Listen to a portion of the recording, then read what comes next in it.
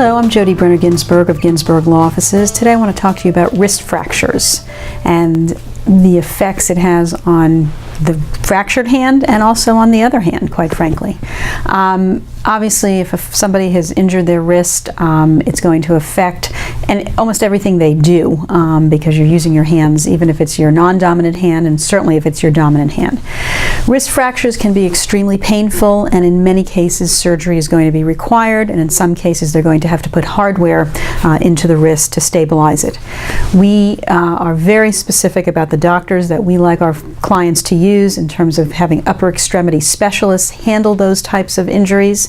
Sometimes the insurance company is going to tell you, oh, just go see the general orthopedist that might be listed on the panel.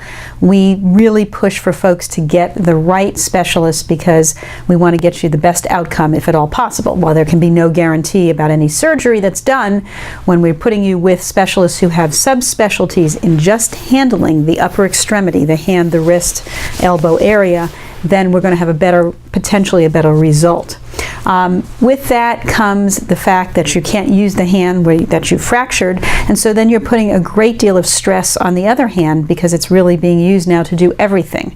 And many times what we see when somebody has an injury to one hand or arm, that the other hand becomes problematic for them because of overuse syndrome, where you're again using your hand over and over again to do everything.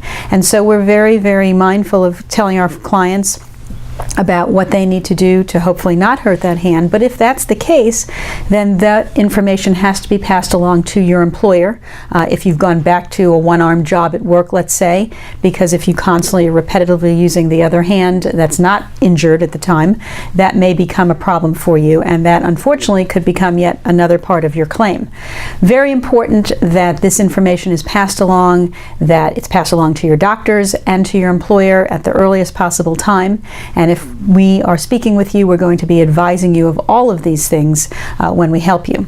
The insurance companies, of course, try to push back and say, oh, well, let's say you injured your right wrist and you had surgery on it, now you're constantly using your left hand. They're going to try to come up and say, oh, well, we're not picking up the left hand problem for overuse because that was not part of the initial injury. We push back and say, oh, yes, if we've got medical evidence that there's continuous problems and pain in the non-injured hand that wasn't fractured and now this one's becoming injured because of overuse, we're going to push that for you and make that part of the claim.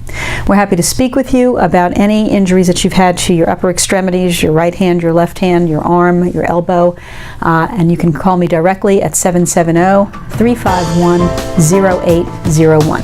Thank you.